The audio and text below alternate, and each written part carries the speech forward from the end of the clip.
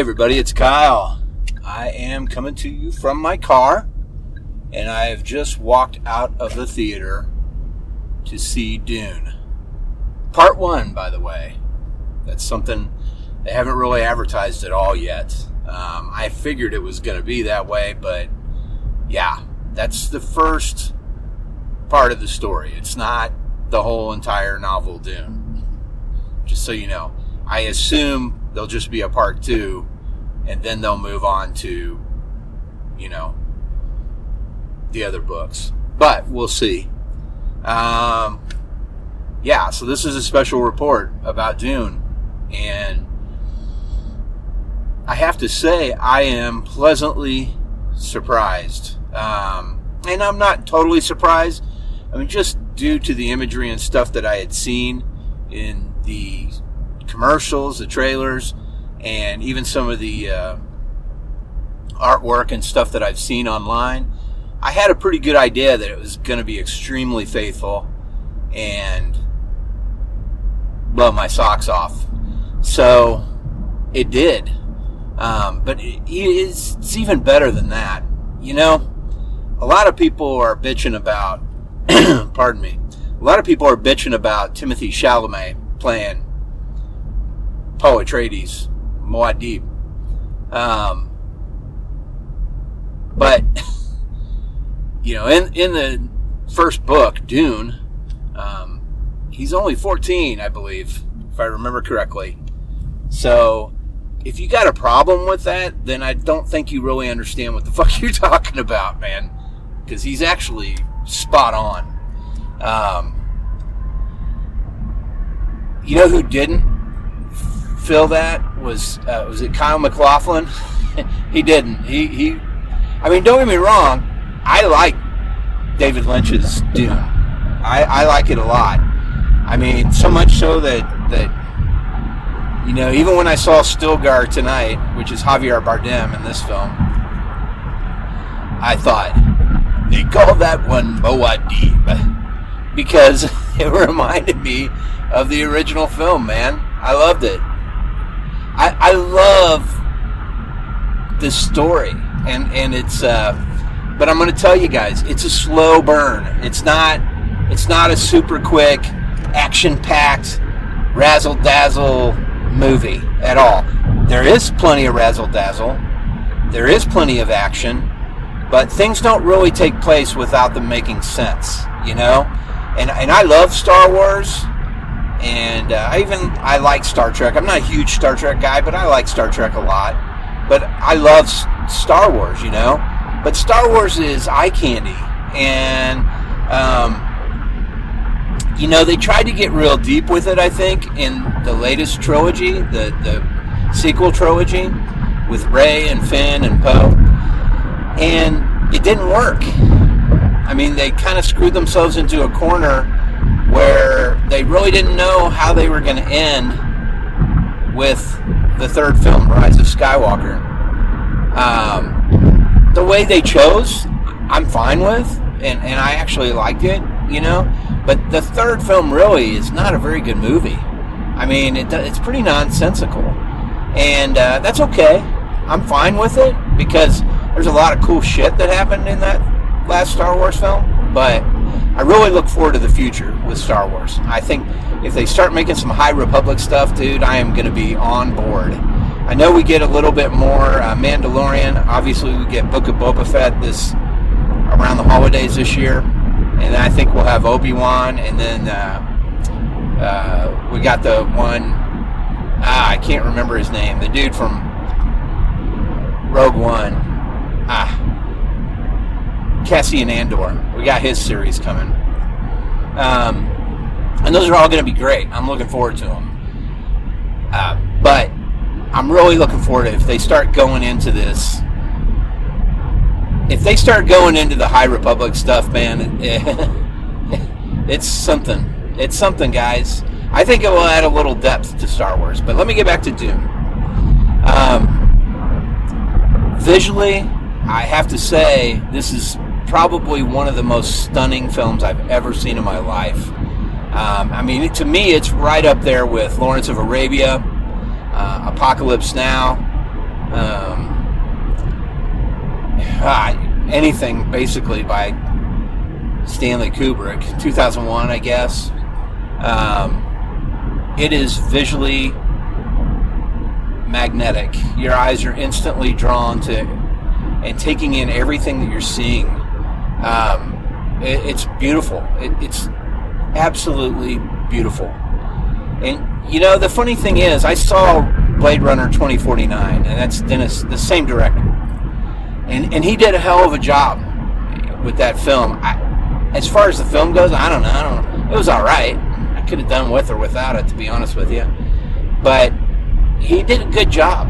He did a good job with the way it looks, and the pace of the storytelling is slow. So think along those lines, because that's the pace of storytelling in this. So, everybody does an incredible job. Realistically, probably, I didn't really care for Jason Momoa. I'm sorry. I mean, he's good, but I don't know, man. I don't know. I like James Brolin as Gurney Halleck, I guess my problem with this version of Duncan Idaho is that he's just kind of, I don't know, there's a little too much of The Rock in there. And I love The Rock, and I love Jason Momoa. I just don't know if it fits for this story. And there's more to come, too. I mean, you'll have to, I don't know. I'm not going to give away anything. But it's fabulous, man. I highly recommend it. I think you guys should check it out if you get a chance. I think you're going to be floored. I think that it delivers in every single respect. I totally understand why the director was so upset to have to show it on streaming the same time that it's released in theaters, because it is a film to see in a theater. I saw it in IMAX. It was shot in IMAX, I believe. So I saw it in IMAX, and it was just glorious, man. I mean, it was like a piece of art the entire time. It's about 2 hours and 35 minutes or something like that. So that, I assume that means the whole thing's going to be around 5 hours or so for the first story. But it's amazing. It's amazing. I can't wait to see the next part of it. I can't wait to even watch it again, and I will watch it at home when I watch it again, unless my wife really wants to go see it, and I'm more than happy to go. Oh yeah, just let me backtrack on that a little bit too. So I had tickets for Thursday night, and my wife and I were set to go. We talked about the kids going, but I'll be honest with you, I don't think they can do this movie, man. There's a lot going on. I'll have to pause it and tell my wife what's going on. And if you don't know anything about the story, and you don't know some of the terminology and stuff, you're going to have a tough time with it. So, I mean, my advice to you would be, now I do know they have some Dune graphic novels. If you can get a hold of some of those and maybe read those, you might be all right. But if you can read the novel, or at least listen to the audiobook before you see it, you're going to be a lot better off. Of course, you're going to know what's going to happen, but, understanding things like Shai-Hulud and Mahdi, and they haven't got to Muad'Dib yet, but they will, and Kwisatz Haderach, and B'nai Gesserit, the witches, the nuns. Understanding all that terminology and understanding what's going on, they walk hand in hand. And if you don't know the terminology and you're not really watching this with someone that knows about it, it can be kind of difficult. But it's still an absolute pleasure to look at. It's absolutely beautiful, and I don't think you'll be let down, even if you don't know about it. So give it a shot anyway. But this is not David Lynch's Dune. I mean, and I like David Lynch's Dune. He never got quite to make it the way he wanted. And then I know we all know that Jodorowsky was going to make it as well, and they made a whole film about how he was going to make it. And then there was the TV miniseries that was on Sci-Fi. I don't know how long ago that was. 15 years ago? I don't know. I have that too on DVD somewhere.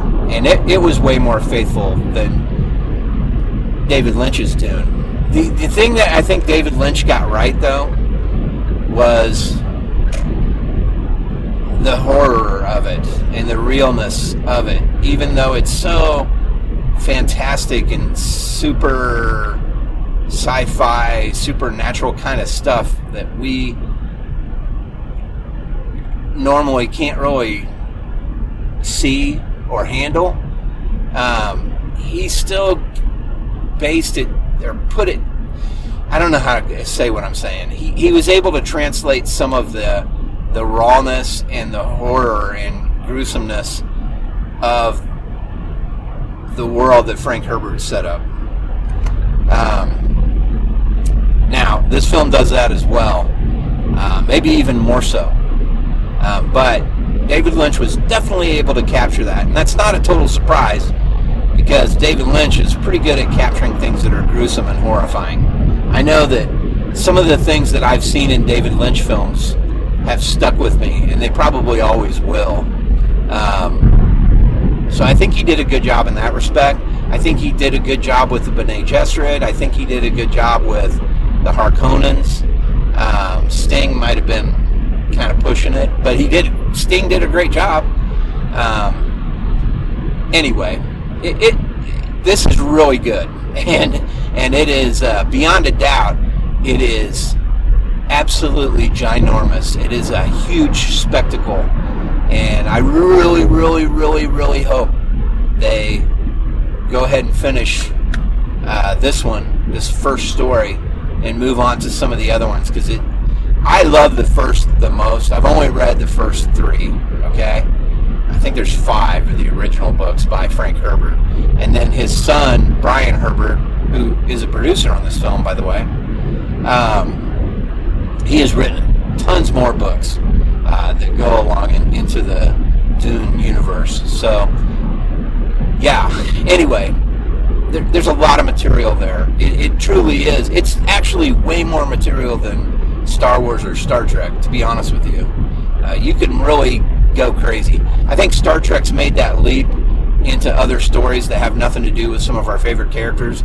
I think Star Wars desires to do that, and they just really haven't. But the funny thing is, I think Rogue One is one of my favorite films that's a Star Wars film, and Mandalorian, the show, and those really don't have anything to do. I mean, I guess it does tie into Spoiler alert, the end of the second season, I guess Luke shows up, but, you know. And then Boba Fett, I guess. But, yeah, there's a lot of material in the Dune universe to make more movies. So I hope they do. I really like it. I think it's interesting.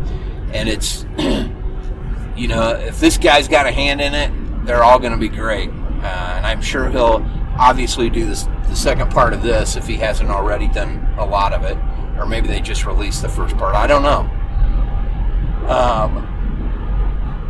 But even if he's just a producer and stuff on some of the other films in the series, they'll be outstanding. He's definitely got the bug. I can tell that. I can tell that this director has the Dune bug. And I know it's pretty close to Dune buggy there, but just let me go. If you've read Dune, or if you saw the old film, or even the TV series, or this new film, and you love it, then you got the Dune bug. And I have it. I've had it for a long time, and I've loved it for a long time. And that's why I was so thrilled about this. So I had tickets for, I'm really going off here. I had tickets for last Thursday for, opening night, basically. And turns out my son had a marching band deal, and it's the end of the year marching band event where the seniors get to talk and the parents are there and all that jazz. And there was no way on earth. It kind of came on. I mean, we didn't know that it was the same night, as a matter of fact. It was kind of by accident. We found out through him, and we just knew, we got to go to this. So that's what we did, and I had to go ahead and cancel those tickets, but I immediately went and got tickets, and unfortunately my wife couldn't come with me tonight because she had a Girl Scout event, but she was like, go, because I know you love this. I want you to go, because that's the kind of relationship we have. She knows I'm, fanatical about some things, and she knows I'll always go to opening day of a Star Wars film, and I love baseball. She knows these things about me, and she's more than willing to accept the fact that I got to go see it. I can't wait. I got to go see it. It was so hard not to turn it on the last couple days at home, but I didn't. And, I need to be able to repay her the way she, for what she does for me in that respect. And that's something I got to work on. But anyway, so we weren't able to go. So I was able to get tickets for tonight, and ticket for tonight. And so I went by myself. I actually love to go to movies by myself, believe it or not. I'd rather have my sweetie next to me. But if I cannot, I definitely like going to movies by myself. And Mikey, I wasn't talking about you when I said if I can have my sweetie next to me. Although, dude, you're a tight second on that. But no, I was talking about my lovely wife, April. But yeah, I'm so glad she was totally cool with me doing that. And I'm so glad I went and saw it in IMAX. Oh my God. It is stunning. That's all I'll leave you with. All right, I'll quit talking about it. Go see it. If you are a science fiction fan, go see it. It is amazing. All right, guys, that's all I got. That's a special report. Put that in your cap put that in your pipe and smoke it. That's the phrase. I will catch you guys hopefully next week, just like normal, do another podcast. The shoot ended up going pretty well. It was over 2 days instead of 1, but that's all right. Got everything captured, I think. And I will catch you guys next week. Normal episode. Thanks for listening.